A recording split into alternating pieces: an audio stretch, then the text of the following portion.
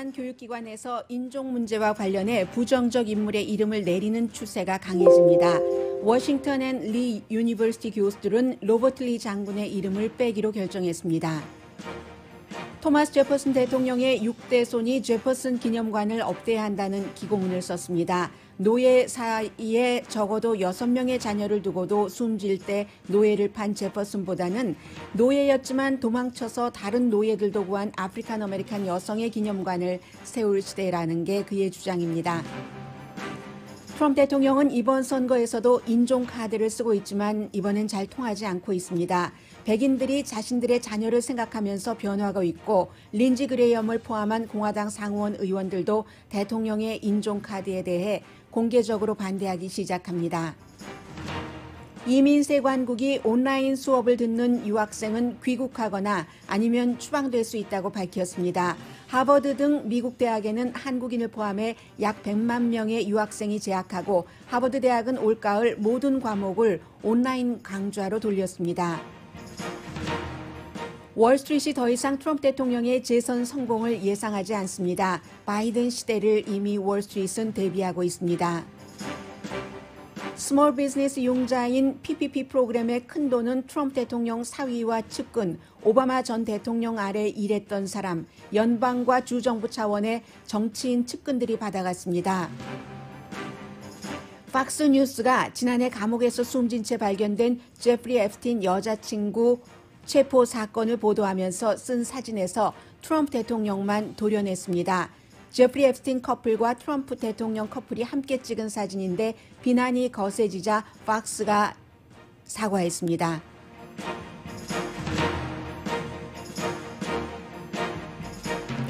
여러분 안녕하십니까? 오늘의 미국 강예신입니다. 저는 요즘에 오늘의 미국을 방송하면서 지난 한 5년, 10년 사이에 가장 큰 물결이 미국에 오고 있다는 것을 느끼고 있습니다.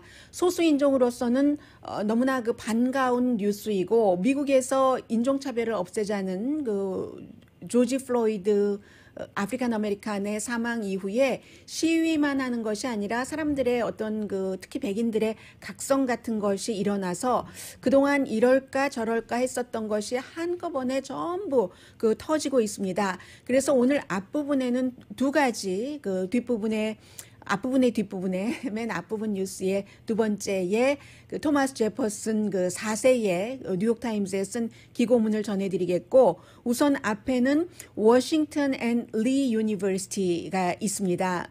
버지니아 지역에 살고 계시는 분들께서는 잘 알고 계시겠네요. 렉싱턴에 있는 이 대학교가 1749년도에 설립돼서 미국에서 고등교육기관 가운데는 9번째 역사가 그렇게 긴 곳입니다. 그리고 이제 이 대학교가 1749년도에 설립이 됐고 워싱턴 앤 리이기 때문에 조지 워싱턴과 로버트 리 장군의 이름을 그대로 이제 딴 것이죠. 해서 이제 1870년도에 이 로버트 리 장군이 남부 연합군을 이끌었던 이 장군이 숨지고 나서 그의 이름을 붙였습니다. 애드한 겁니다. 그래서 워싱턴 앤 리 유니버시티가 됐고 그런데 그리고 이 대학교의 총장도 지냈습니다. 남북전쟁이 끝난 뒤에 로버트 리 장군이. 그런데도 이제 150년 정도의 세월이 흘렀습니다. 이 이름을 내리겠다고 우선 대학교의 학생들이 지난주에 전부 학생회에서 페티션을 받아서 교수들에게 요청을 했고 교수들이 200명 넘는 사람들이 그 청원서에 또 서명을 해서 어제 투표를 했더니 로버트 리 장군의 이름을 내려야 된다는 교수가 188명, 내리면 안 된다 하는 교수가 51명밖에 되지 않았습니다.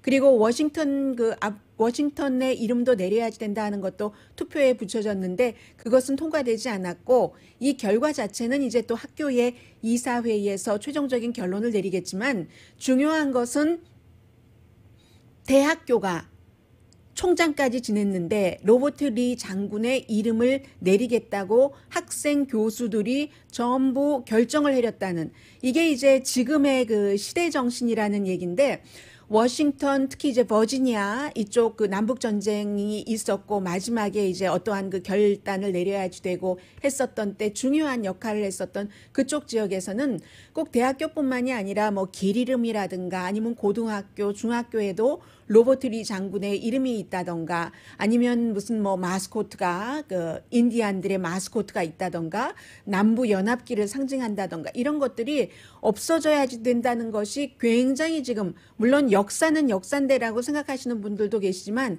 그것보다 훨씬 많은 사람들이 그런 역사를 계속 보면서 예를 들어서 아프리칸 아메리칸들은 그런 학교에 들어가고 싶지도 않고 잘 받아줄 것 같지도 않고 하는 생각을 하고 또 화이트나 화이트 커뮤니티에서는 이게 이제 학자들이 하는 얘기입니다. 이 흑백 분리가 당연한 것처럼 잠재의식 속에 계속 심어진다는 겁니다. 그래서 이 순간은 그 같은 그 양쪽의 잠재의식을 끊어버릴 때다. 역사와의 단절을 해야 될 때다 하는 것이 지금 굉장히 중요하고요. 이것은 상징적으로만 중요한 것이 아니라 트럼프 대통령은 그것을 지켜야지 되고 보존해야지 된다는 것으로 11월 달 대선 캠페인을 하고 있기 때문에 두 가지에서 소수인종으로서는 더 중요하다고도 볼 수 있는 것이고요. 그리고 오늘 여러분들께서 뉴욕타임즈를 신문으로 받아보시는 분들이라면 꼭 이 기고문을 읽어주시면 좋겠습니다. 별로 어렵지도 않아요. 글 자체도 그 루시안 K 트루스캇 4세 따지고 보니까 6대손 정도가 되는데요. 6대손이 되는데 그 토마스 제퍼슨 제가 독립기념일에 토마스 제퍼슨의 그 모든 인간은 남자고 여자고 뭐 다 평등하게 태어났다 하는 말씀을 드리면서 토마스 제퍼슨이 노예를 그 끝까지 숨질 때까지 갖고 있었던 게 아니고 나중에 빚이 많아서 이 사람이 노예를 팔았잖아요. 다른 노예주에게. 그런 것은 이제 뒤로 제치고 모든 인간은 평등하다. 이 말만 독립기념일에 말씀을 드렸는데 오늘 그의 후손이 이런 글을 썼습니다. 아주 긴 글인데 제가 요약을 해드리겠습니다. 본인은 어렸을 때 스미소니안 박물관을 자주 갔고요. 스미소니안 박물관을 가면서 그 포토맥 강가 싹 이제 거리가 얼마 멀지 않은 제퍼슨 메모리얼 기념관에는 가지 않았다라고 얘기를 하고 있습니다. 갈 필요가 없는 게 다시 또 이제 그쪽에 이제 제퍼슨 그 생가가 있잖아요. 그 몬티첼로가 있기 때문에 그 제퍼슨 생가에 가면은 제퍼슨이 자신의 조상이 어떻게 지냈고 그 농장에서 노예들이 어떻게 일을 했고 그 노예들이 만들어 놓은 가구 같은 것들이 다 보존이 돼 있기 때문에 그것보다 더 좋은 그 역사가 없고 자신과 자신의 브라더는 그곳에 가서 뛰어놀았지 뭐 어른들을 졸라서 스미소니안 박물관에 데려가 주세요. 이 사람 저널리스트예요. 요즘에는 진보적이죠. 살롱에 글을 많이 쓰고 있습니다. 그랬지 스미소니안에 가면서도 제퍼슨 기념관에 갈 필요가 없다는 겁니다. 19피트 높이의 그 동상보다는 바로 제퍼슨의 생가에서 훨씬 많은 것을 본인은 배울 수 있었기 때문에 이렇게 얘기를 하면서 토마스 제퍼슨은 평생에 600명 이상의 노예를 갖고 있었고 그리고 적어도 이건 잘 알려진 모두 다 알고 있는 사실이잖아요. 많은 분들께서 셀리 해밍스라는 여자 노예와의 사이에서 적어도 6명의 자녀를 낳은 사람이다. 그런데 이 후손이 얘기를 하는 거예요. 독립기념문에 All men are created equal. 모든 인간은 다 동등하게 태어났다라고 했는데 never come true. 지금까지도 미국은 그렇게 하는 곳으로 나아가는 국가이지 그것이 완전하지 않다라고 얘기를 하면서 토마스 제퍼슨이 숨질 때 노예를 풀어준 사람은 본인과 아이를 낳았던 바로 셀리 해밍스의 그 가족들 정도를 풀어줬을까? 다 팔아서 빚을 갚았다. 이런 얘기를 하면서요. 그리고도 이제 그 이후에도 또 다른 토마스 제퍼슨의 후손도 이런 그 노예제를 킵하기를 원했던 사람도 있고 쭉 하면서 이렇게 세월이 많이 흐르니까 이 같은 그 후손도 6 제네레이션에 대해서는 본인이 슬레이브 오너의 6th generation great grandson이다 라고 얘기를 하면서 이 같은 생각을 하는 겁니다. 그리고 자신에게는 커슨이 있는데 그 커슨이 누구냐면은 흑인 노예였던 셀리 허밍스와 그 토마스 제퍼슨 사이에서 낳은, 그래서 이제 그런 말하자면 슬레이브라는 것 자체가 사람을 소유하고 있다는 것을 얘기를 하면서 그런 그 노예제가 계속 이어지고 있다면 나도 나의 커슨을 소유를 해야지 되는 것이 아니냐. 그것을 이제 받아들일 수 없는 마이 패밀리가 또 다른 나의 패밀리를 소유하는 물건처럼 노예처럼 소유해야지 되는 그 개념이 2020년에 어떻게 있을 수가 있는가라고 얘기하면서 미국의 이 역사는 정말 치욕적이고 잘못된 역사다. 그런데 왜 내가 제퍼슨 메모리얼을 방문을 하고 제퍼슨 메모리얼을 킵해야지 되는가라고 얘기하면서 이 몬티첼로 제퍼슨의 생가에서 얼마나 많은 것을 배울 수 있는가. 셀리 해밍스의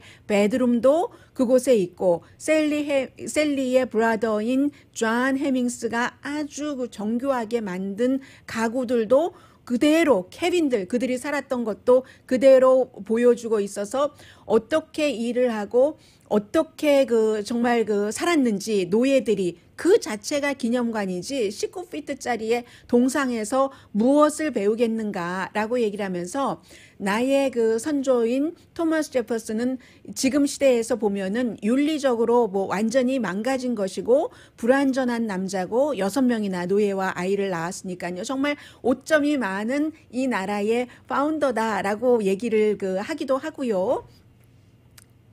완전하지 않다는 얘기를 계속 합니다. 오래전에 이 제퍼슨 기념관과 같은 기념관은 없어졌어야지 됐다. 그런 것을 만든 사람들이 거의 백인이죠. 백인의 뜻이 있지 않겠느냐. 이런 얘기요. 하면서 이제 그보다는 해리엇 텁만이라는 흑인 여성 동상을 구태여 세워야지 된다면 그 여성의 동상을 세워야지 된다라고 얘기를 합니다. 이 여성은 노예였는데 도망을 쳤고요.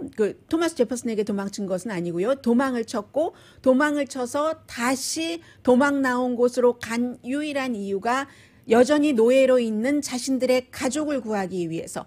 그래서 이제 몇십 명을 구해서 또 탈출하고 비밀리에 탈출을 하고 하다가 남북전쟁이 일어났을 때는 처음에는 이제 널싱을 하고 음식도 만들고 하다가 본인이 스파이도 하고요. 또 여성인데도 직접 군사적인 이런 것도 하고 700명의 노예를 해방시키고 저는 가장 기쁜 일 가운데 하나가 나중에 이 해리엇 털먼이 집도 사고 해서 살았거든요. 그런데도 노예로 있었을 때 그 백인 노예주가 하루는 너무너무 화가 나가지고 뭔가 이제 금속을 던졌는데 이분께 던진 게 아니에요. 이 해리엇 텁먼에게 던진 게 아니라 다른 노예에게 던졌는데 그만 머리에 맞아가지고 평생 그냥 늘 잠을 자도 잠이 또 오고 하는 그러한 것과 두통과 온갖 병을 다 겪고 살았는데 이 같은 해리엇 텁먼처럼 본인의 생명의 위협을 무릅쓰고 모든 일을 해서 많은 노예들을 구한 노예 해방주의자, 노예 폐지론자죠. 노예 폐지 액티비스트라고 부르면 되겠습니다. 이런 사람들의 동상을 세워야 된다. 그 사람은 노예이기도 했지만 역시 동시에 애국자이기도 한 것이다. 미국 사람들은 이러한 방향으로 나가야지 노예를 가졌고 노예와 아이를 낳았고 끝까지 노예를 해방시켜주지 않은 우리의 선조, 나의 선조 토마스 제퍼슨의 기념관과 그의 동상을 보면서 배울 것이 없다 하는 게 이 토마스 제퍼슨의 6대 그랜선 루시안 K 트루스캇 4세가 오늘 뉴욕타임스에 보낸 기고문의 글입니다.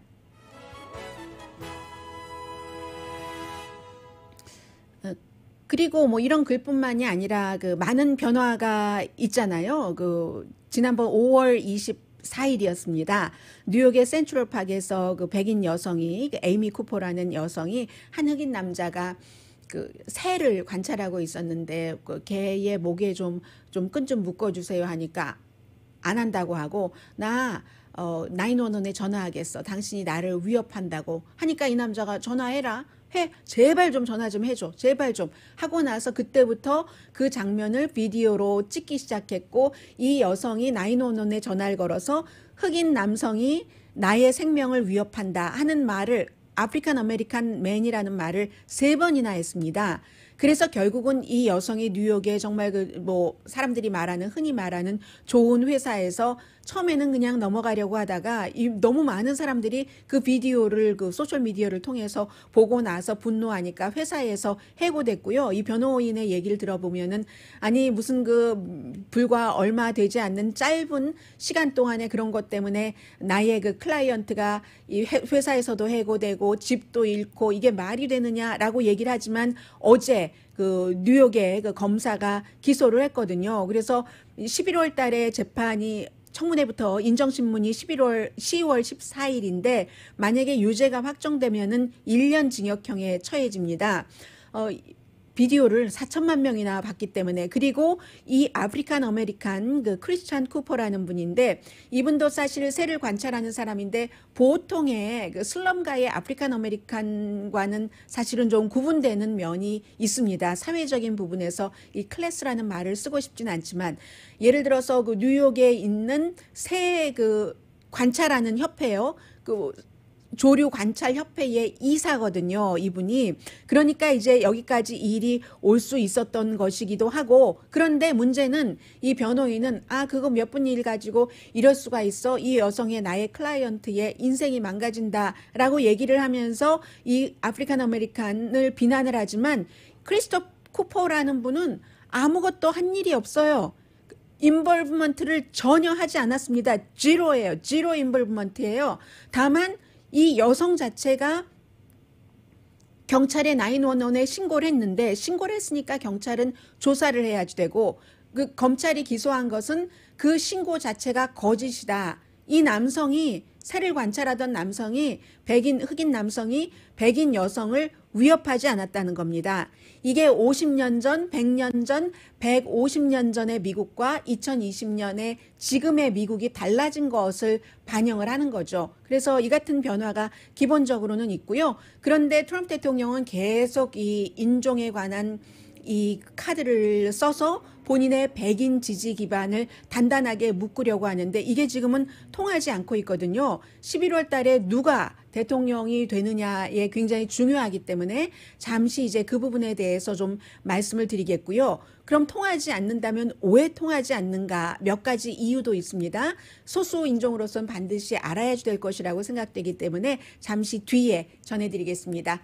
오늘의 미국은 전문가가 추천하는 이민법, 가정법 전문 제인정 종합법률사무소, 미 주류 사회와 유명 인사들을 감동시킨 미주 판매 1위 카우나 마사지 체어, 한인 기업의 자랑 카우나 마사지 체어, 언제 어디서나 내 맘대로 골라보는 한국TV 공동 후원입니다.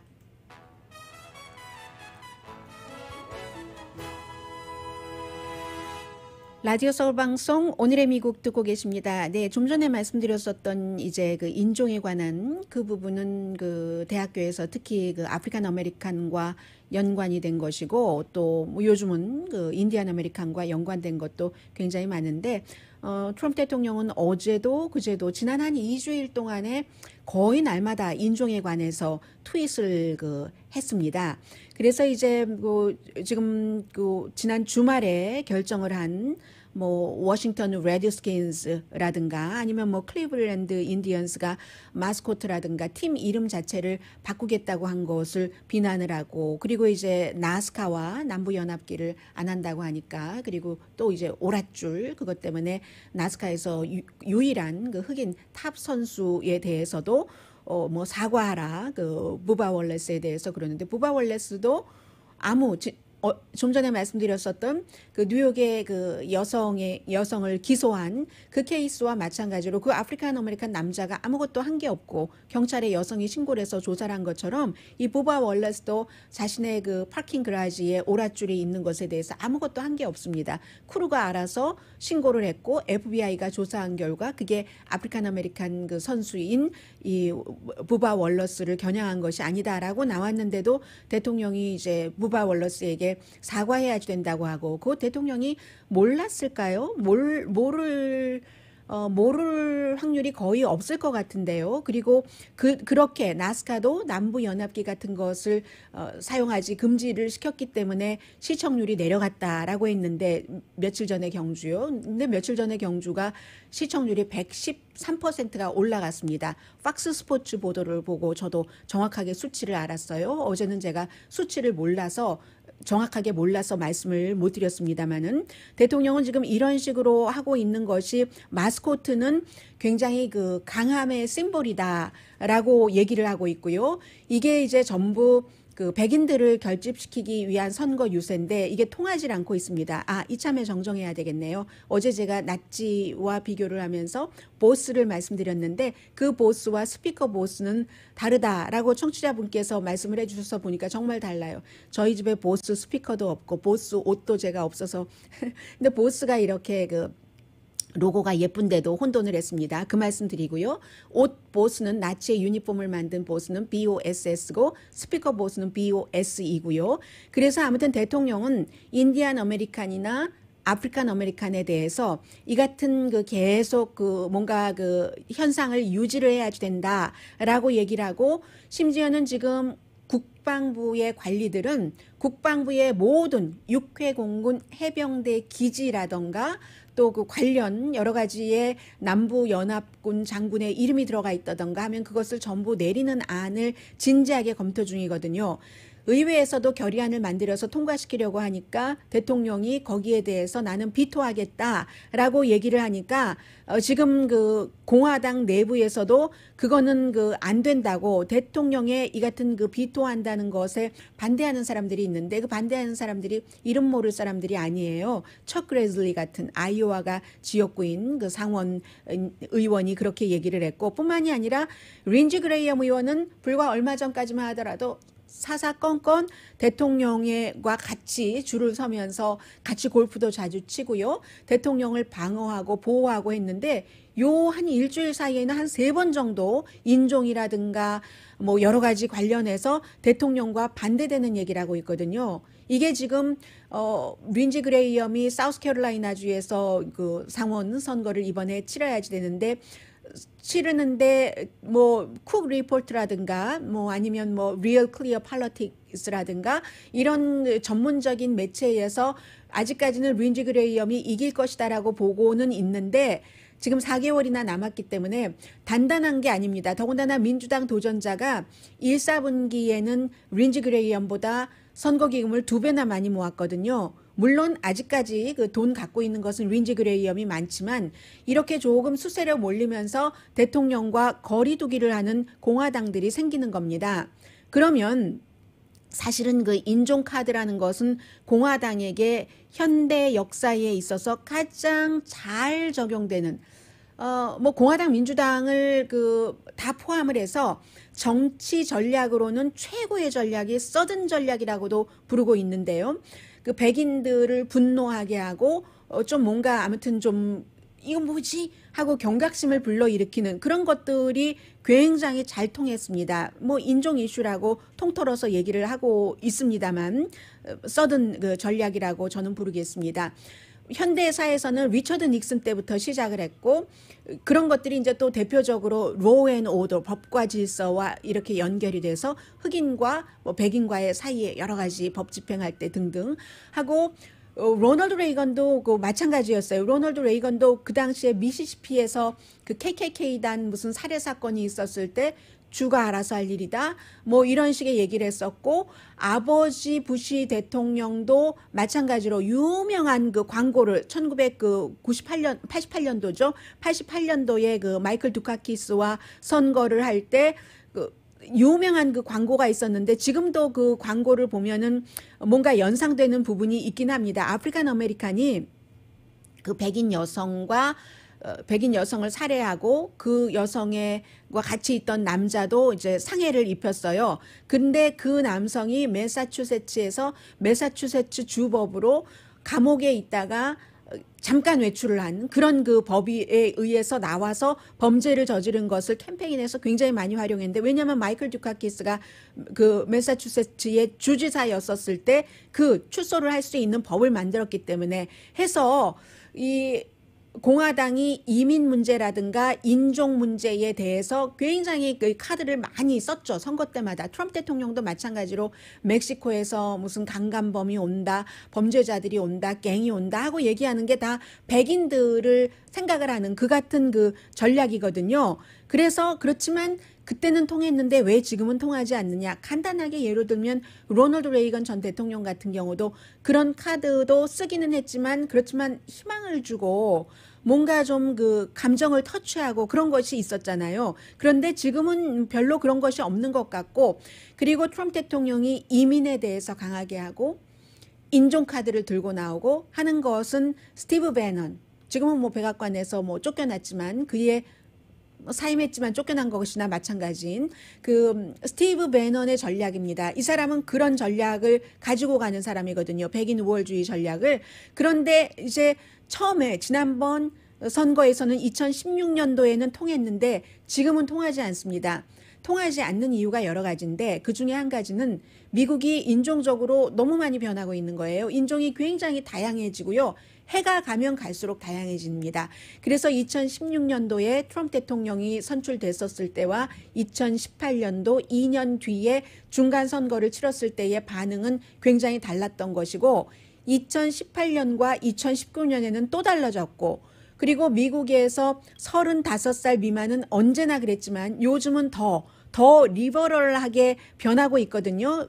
대통령이 당선됐던 뭐 거의 4년 전과 지금은 너무나 많이 달라져 있다는, 그래서 이 서든 전략이 잘 그 발휘를 못하는 겁니다.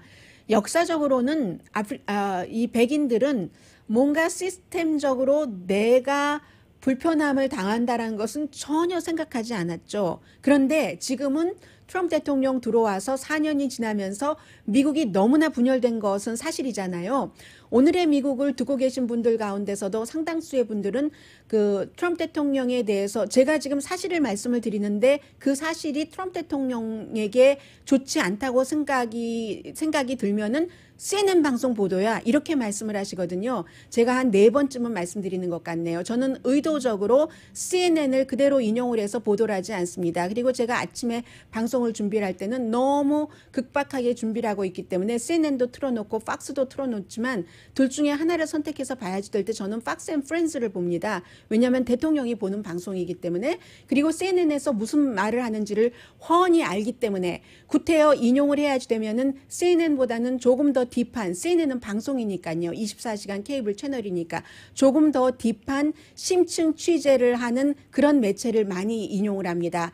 이코노미스트라든가 잡지 애틀란틱이라든가 포린 팔러스라든가. 그런데도 트럼프 대통령을 지지하시는 분들은 CNN이다, 뉴욕타임스다 뭐 이렇게 얘기를 하거든요. 뉴욕타임스도 정말 좋은 기사를 많이 보도하는 그 신문이고요. 이 정도로 제가 말씀드리려고 하는 요지는 분열이 된 겁니다. 4년이 지나면서 미국이 완전히 트럼프 대통령을 좋아하는 측과 인정하지 못하도록 분열이 됐는데, 그 분열은 트럼프 대통령이 원했던 전략이기도 한 거죠. 그래서 백인들이 요즘에 어떤 생각을 하냐면 내가 두려움을 느낀답니다. 내가 백인이라서 차별을 받아, 이런 두려움이 아니라, 야, 나라가 이렇게 그 분열로 가다간 우리 아이들이 사는 나라가 어떤 나라가 되겠어?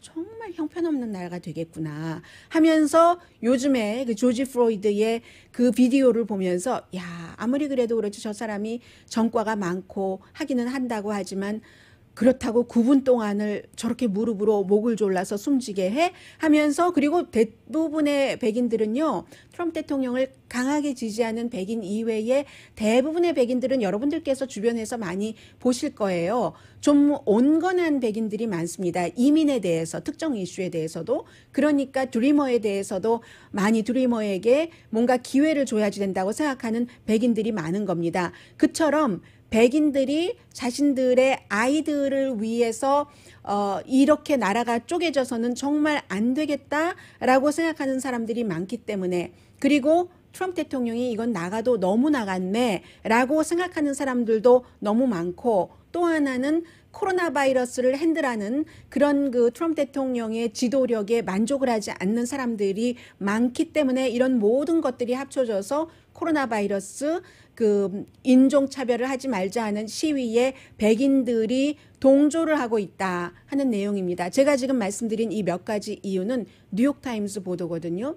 이 보도에 대해서 가짜다, 형편없다라고 생각하실 분들이 얼마나 계실지는 모르겠습니다만은 소수 인종으로서는 상당히 귀담아 들어둘 내용이라고 생각이 돼서 저는 이 내용을 선택을 했고요. 그러나 그럼에도 불구하고 아직 선거 때까지는 약 4개월은 조금 덜 남았지만 4개월이 남았기 때문에 트럼프 대통령이 지금부터라도 늦은 감이 있기는 하지만 좀 나라를 치유하려고 하고 내가 반쪽이 이제는 반쪽도 아니에요. 새로운 여론조사 결과 지지율이 40% 아래로 내려갔더군요.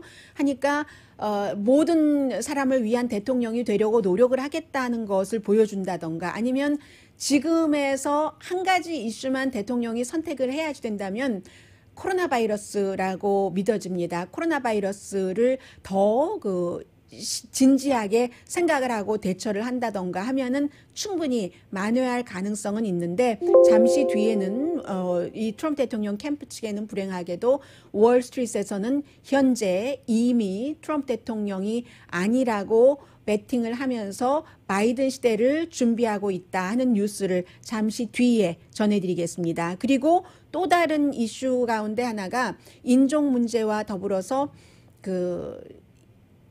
유학생들을 온라인으로만 공부하는 유학생들은 추방할 수 있다 하는 거. 이것은 본인들이 온라인으로 공부하고 싶어서 공부하는 게 아니죠. 학교가 다 기숙사는 문을 열어도 온라인으로 공부를 하기 때문에 이것도 이민과 사실은 연관되는 거거든요. 잠시 뒤에 전해드리겠습니다. 라디오 서울 방송 오늘의 미국 듣고 계십니다. 네, 여러분들이 계시니까 좋으네요. 정말. 네, 그렇죠. 인디안 이렇게 생각하고 아메리칸 생각해서 인디안 아메리칸 무의식 중에 자주 말씀드렸던 것 같아요. 네이티브 아메리칸과 아프리칸 아메리칸, 코리안 아메리칸 다 소수 인종 예, 속합니다. 그래서 이번 선거가 여러 가지로 중요하고요. 이민국 관세국이 매이 어쩌면이라고 얘기를 했습니다. 유학생들이 지금 한국 유학생들도 한 5만 명 된다고 하고 하버드 대학교에만 다니는 유학생들 숫자도 딱 5만 명 정도는 되거든요. 미국 전체적으로는 100만 명 정도 유학생이 있는데 어제 이민관세국이 얘기하기를 이 유학생들이 가을 학기에 전부 온라인으로 수업을 하면은 그 나라에 가서 수업을 듣거나 아니면 미국에 있으면은 추방당할 수도 있다라고 발표를 했습니다. 그런데 학교에서 9월 달에 개강을 하더라도 하버드 같은 경우도 100% 온라인 수업을 하거든요. 기숙사는 열지만 기숙사는 열어도 강의 자체는 온라인으로 하기 때문에 이민세관국의 여기에 따르면은 기숙사가 열려서 기숙사에 있어도 온라인 강의를 듣기 때문에 추방될 수 있다는 그런 얘기입니다. 우선 기본적으로는 이민에 대해서 다른 나라 사람에 대해서는 강하게 한다. 이런 것을 행정부에서 꾸준히 보여주는 하나의 예이고요. 해서 이것도 많은 사람들이 굉장히 중요하게 생각을 하고 있죠. 하버드 대학교 같은 경우는 올해 기숙사에 왜 집에서 다니지 못하는 학생들 그리고 형편이 뭔가가 안 되는 집에 있을 수 없는 그런 학생들이 있잖아요. 홈리스들도 있고 많지는 않겠지만 그런 형태의 사람들 또 외국 학생들을 위해서 기숙사를 오픈하는 그런 학교들도 있었는데 그런 것을 예외를 두지 않겠다는 얘기입니다. 어쨌든 온라인으로. 그런데 학생들이 온라인으로 수업하고 싶어서 그런 건 아니고 학교에서 온라인으로 수업을 하는데 그렇게 될 수밖에 없어서 그런 문제를 말씀을 드리고요. 등록금이니 뭐니 다 있는데 이런 말씀은 시간이 없어서 못 드리겠네요. 코비드 19 말씀을 조금 드려야 되기 때문에 아틀란타의 시장이 너무나 본인이 할 수 있는 모든 것을 다 했는데도 지금 세 번째 테스트를 한 결과 이 코로나 바이러스의 양성 반응이 나왔다라고 얘기를 했습니다. 허스번이 지난주에 계속 잠만 자더래요. 무기력하게 잠만 자서 이상하다 하고 다시 테스트를 해봤는데 본인은 약간의 뭐 기침과 두통 정도가 있었지만 그냥 무증상이라고 할 만하고, 그런데 이제 남편도 본인도 전부 양성 반응이다라고 나왔고요. 조지아주 그 아틀란타도 지금 대단합니다. 대단한데도 불구하고 그 아틀란타는 지금 뭐 지역에 따라서 별로 코로나 바이러스에 신경 안 쓰는 그런 지역도 있는 것 같고요. 코로나 바이러스는 그렇고, 그리고 코로나 바이러스와 연관돼서 이 부분을 전해드리겠습니다. 캘리포니아주를 보면은 게빈 뉴섬 주지사가 뭐 슈퍼바이저, 시장, 뭐 주지사 되기 전에 사업도 했어요. 와이너리 사업을 해서 지금도 주지사가 되면서 물론 본인이 관리를 하고 있지는 않지만 전부 그 블라인드 트러스트에 넣기는 했지만 그랬지만 그 관리하고 있는 곳이 있거든요. 게빈 뉴섬도 그 파트너가 이번에 PPP 프로그램에 의해서 이 스몰 비즈니스 뭐 몇십만 달러를 받았다고 하고요. 정확한 액수가 나오진 않습니다. 그동안 재무부에 사람들이 공개해라 했는데 트럼프 행정부가 공개를 하지 않았어요. 그러다가 어제 15만 달러 이상을 그 용자 지원을 받은 그 명단은 공개를 했거든요. 그 명단에 보니까 정말 가관이라는 말이 절로 나올 정도였습니다. 캘리포니아주에서 게빈 뉴섬 주지사만 이런 게 아니라 주 정부에서 영향력이 있는 사람들도 다 뭐 측근들이 이런저런 식으로 어떤 형태인지는 모르지만 받았습니다. 그리고 트럼프 대통령 사위내도 받았고, 사위내도 뭐 호텔 2군데와 또 하나는 뭐죠? 무슨 회사, 물론 자레드 쿠슈너도 지금 데이 바이 데이 본인이 여기에 관여하고 있지는 않지만 어떤 형태로든 돈을 받았고, 그 밖에 그 캐니어 웨스트는 아니 지난해에 15억 달러를 벌었다고 하는데, 운동화 뭐 하나에 250달러짜리 있잖아요. 옷. 그런데도 뭐 여기서 또 융자를 받았다고 하네요. 한 200만 달러에서 500만 달러, 정확한 숫자가 나오지 않아서 그리고요. 그리고는 이제 전에 오바마 행정부에서 일했다가 어떠한 그 뭐 로비 회사라든가 아니면 컨설팅 회사를 주로 많이 하죠. 예를 들면 매들린 올브라이트 전 국무장관이 뭔가가 만들었던 그런 그 컨설팅 회사라든가 뭐 국제 관계를 점검해 준다는, 그리고 또 다른 오바마 행정부에서 일하다가 이 같은 컨설팅 회사라든가 이런 곳을 만든 곳도 이번에 받았고요. 데빈 누네스도 받았네요. 데빈 누네스도 와이너리 갖고 있어요. 이 게빈 뉴섬 주지사뿐만이 아니라 데빈 누네스 와이너리도 많이 받았네요. 오히려 게빈 뉴섬 파트너가 하는 것보다 거기는 뭐 10만 단인데 몇십만 단인데 여기는 100만 달러에서 200만 달러 정도는 PPP 론을 받았고요. 데빈 누네스가 탄핵할 때 대통령 탄핵 반대하는데 굉장히 앞장섰었던 그 공화당 그 정보위원장이었고요. 당시에 그 밖에 워싱턴에 로비 활동을 하고 있는 수많은 사람들이 받았고, 트럼프 대통령 측근들은 굉장히 많이 받았어요. 팍스의 터커 칼슨 있죠. 터커 칼슨이 얼마 전에 지분을 6월 10일에 팔았다고는 하는데, 데일리 컬러가 그 인터넷 웹사이트 중에서 가장 좀 그 보수적인 웹사이트잖아요. 데일리 컬러를 터커 칼슨이 처음에 같이 만들고 지분을 계속 갖고 있다가 6월 10일에 팔았는데, 이 터커 칼슨도 100만 달러 PPP로 받았고요. 6월 10일 전에 어플라이 하지 않았을까요?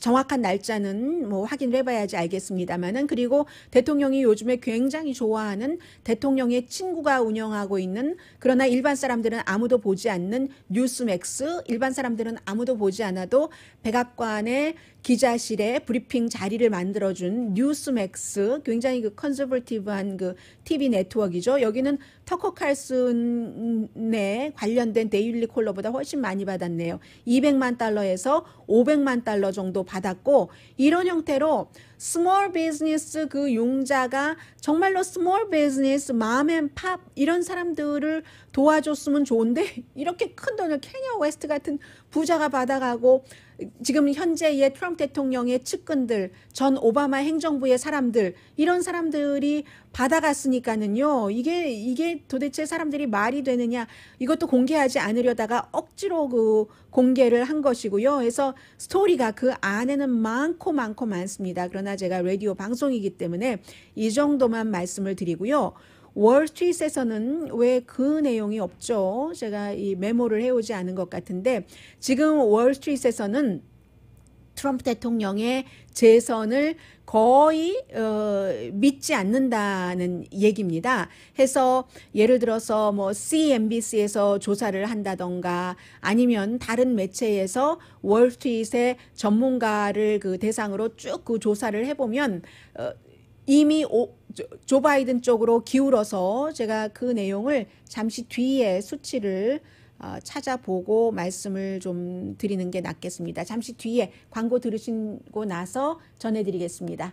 라디오 서울 방송 오늘의 미국 듣고 계십니다. 네, 플로리다주의 주지사가 이제 완전히 그 플로리다주의 코로나 바이러스 사태가 정말 컨트롤하기 힘든 상태라는 것을 고백을 하는 그 같은 그 기자회견을 하고 있습니다. 그래서 빨리 열었었던 주에서 다시 그 경제적인 문을 지금 닫기도 하고, 이런저런 이유로 월스트리트에서 트럼프 대통령에 대해서 12월 달에는 70%가 지난해 12월 달에요. 코로나 바이러스 이전입니다. 그리고 인종차별 금지라는 시위 이전에는 70%가 뭐 펀드 매니저라든가 이런 사람들이 트럼프 대통령의 승리를 확신을 했는데, 지금은 불과 몇 개월 사이에 62%가 조 바이든이 승리할 것이라고 확신을 한답니다.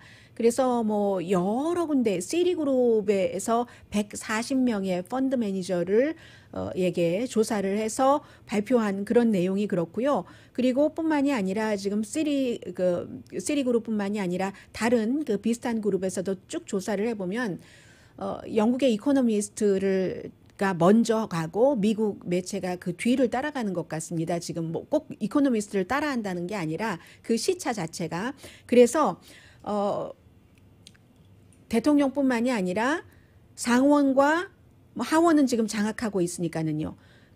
그 상원까지도, 상원, 하원, 대통령이 이번에는 전부 민주당에서 나올 수 있다. 굉장히 건전한 것은 아니에요. 그러한 상태가, 미국이 항상 체크 앤 밸런스라고 하더니 이젠 체크 앤 밸런스가 다 깨져서 어떤 분들은 한 번 정도는 그렇게 해야지 또 트럼프 대통령이 이렇게 흐트러 놓은 것을 다시 모을 수도 있다라고 생각하시는 분도 계시고, 그건 너무 위험하다라고 생각하시는 분도 계시지만, 지금 월스트리트에서도 이미 이런 형태의 바이든의 승리는 확신을 하는 것 같고, 상원까지도 그 장악을 할 수도 있다. 민주당이 그렇게 보고 있는 것 같습니다. 그리고 또 하나, 이 내용부터 전해드려야 되겠네요. 더 중요한 것도 있지만 헤드라인에 들어있어서요. 왜 제프리 앱스틴의 여자친구면서 항상 어린 소녀들을 이제 제프리 앱스틴에게 소개를 해서 영향력 있는 남자에게 소개를 하고 같이 앱스틴의 섬에도 가고 했었다는, 영국의 뭐 앤드류 왕자를 포함해서 빌 클린턴 그리고 도널드 트럼프 대통령도 포함이 되어 있습니다.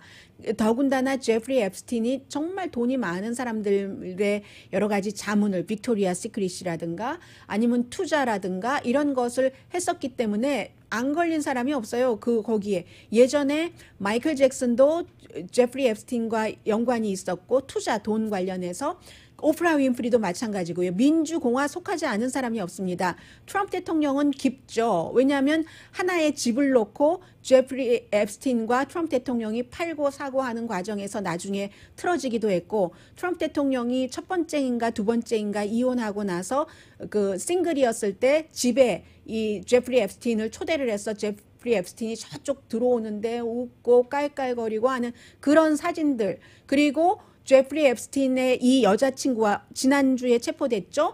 체포된 그 맥스웰이라는 여자친구와 이 멜라니아 트럼프, 그때는 결혼을 하지 않았을 때였을 겁니다. 걸프렌드, 보이프렌드였을 때 트럼프 대통령이 그랬을 때 같이 찍은 사진, 이런 것들이 많이 나오면서 이 제프리 앱스틴이 지난해에 그러한 문제로 감옥에 갇혔는데 결국은 자살을 했다 이렇게 나왔고, 그 자살이 아니라고 믿는 사람들도 굉장히 많은데, 그의 여자친구면서 소녀들을 이렇게 모았던 여성이 체포됐기 때문에 이제 누구 봐라 하는데, 막상 팍스에서는요 트럼프 대통령은 그 사진에서 싹 뺐습니다. 도려냈습니다.